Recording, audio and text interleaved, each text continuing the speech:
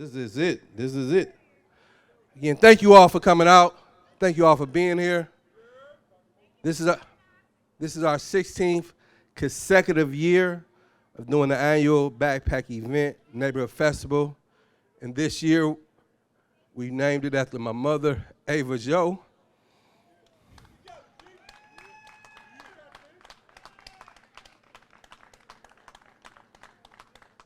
And doing the neighborhood address is to understand that there's an absence in this city, and the absence of how we serve our neighborhoods, how we engage our communities. Because we may live in poverty doesn't mean that we have to be treated poorly. Doesn't mean that we have to be excluded from opportunities. Doesn't mean that our lives doesn't matter. And the theme for this year was motherly love. And each and every one of us can think about our mothers and the love that our mothers showed us. Now, even in those darkest moments, even in those times where you didn't think, but when you got older and you thought that it was that love that your mother showed, that extra stuff, that sacrifice.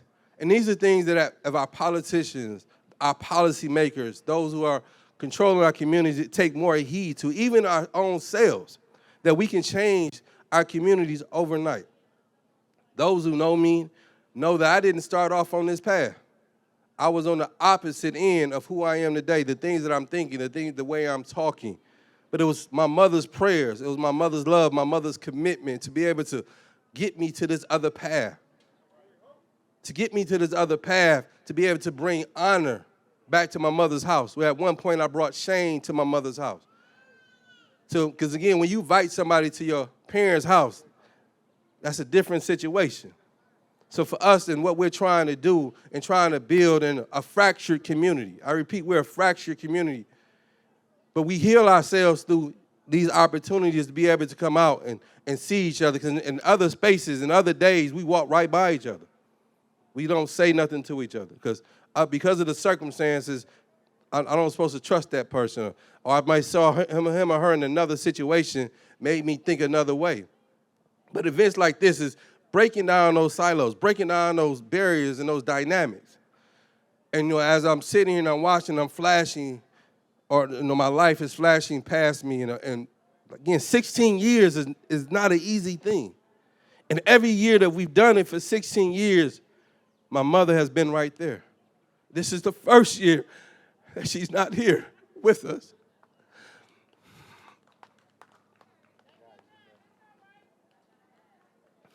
Physically, but spiritually, she's here. Because I could not do this without her. My sisters could not do this without her. Our community could not do this without her. There's so many mothers, so many community mothers, and I'm going to say a name that many of y'all may not remember, Mother Phoebe. Mother Phoebe. See, Mother Phoebe is one of the mothers that started this. She used to be out sweeping and giving out, handing out free lunches. And as a kid, you're like, what's she doing? Why is she doing this? But when I came out of prison, I learned how to appreciate Mother Phoebe. And she came and grabbed me on my cheek and said, hey, boy, I'm glad you home. And passed the baton.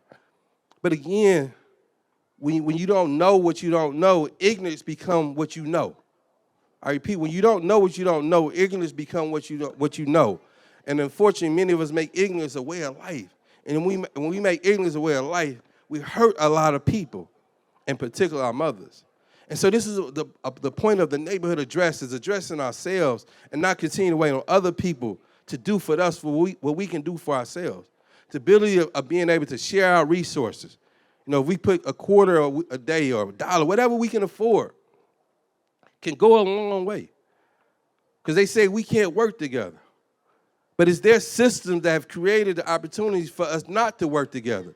So we have to redefine ourselves and how we see ourselves to be able to find our reality for a better community, for better human beings. Just imagine what this world would be without a Malcolm X, without a Harriet Tubman, without a Ella Baker, without a MLK, without our mothers, our grandmothers. Fundamentally, they have set the foundation.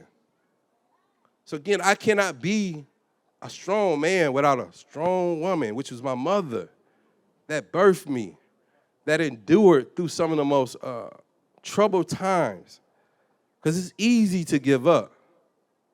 But when you love hard, giving up is not an option. And mothers love hard. Mothers love through pain. Mothers love through betrayal. And the more that we understand that, the more that we embrace that, the better that we can become in our communities. I repeat, the better that we can become in our community. So, like, what are you saying? You see what I'm saying? Our ability to reimagine and revisit and rethink how we see our communities and the position that we're taking. And our mothers have set the example for so long. And understanding, if we're measuring our community on those who are the most vulnerable and want to serve the most vulnerable, in my opinion, there's no more greater vulnerable in our community than the women, the mothers. And in that vulnerability, they still held down the fort. They still continue to push forward as mothers, as wives, as sisters, as daughters, as friends. So I'm saying, so it's something there that we can begin to extract and learn and and add into us to make us better. So sometimes if you do it one way, as they say, you keep doing it and it produces insanity. So here's an opportunity to look at it and redo it in a different way.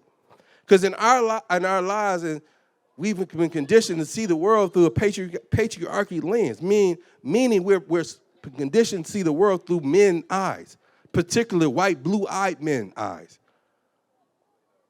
So while we can't see the world through our mother's lens, our grandmothers, and when we see that, we see the world differently.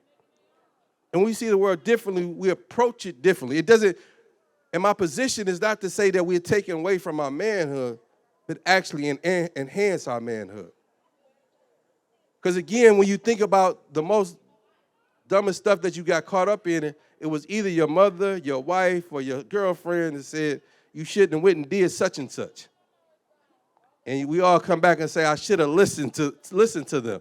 So I'm saying, it's not my wisdom, it's the wisdom of the life that we live. That we all can attest to, that if we took the time to listen to them, and something about that wisdom and something about that foresight and that wherewithal to see things. So the ability to see this type of event was a result of seeing the good in our community. And who always have saw the good in their children? Our mothers, our grandmothers. So then this is the example. This is the module that I've stepped into. So it's important, man, that we understand. And this is what this is about, the neighborhood address. This is what the annual Ava Joe Neighborhood Festival is about. I appreciate you guys for coming out. I love my community. I love my community because my mother loved my community. I love my neighborhood because my mother loved my neighborhood. So we're going to get ready for the main. We still here? We still here? So for the main thing, we're going to be distributing the backpacks at the other house. I repeat, we're going to be distributing the backpacks at the other house. So as you enjoy your food, we're going to walk down there and begin to start setting up and arranging things. We have enough backpacks for everybody, so there's no need to be fussing and all the other stuff. We're going to work together. We're going to work together because they say we can't work together. But our mothers have taught us how to work together. Thank you all. Peace.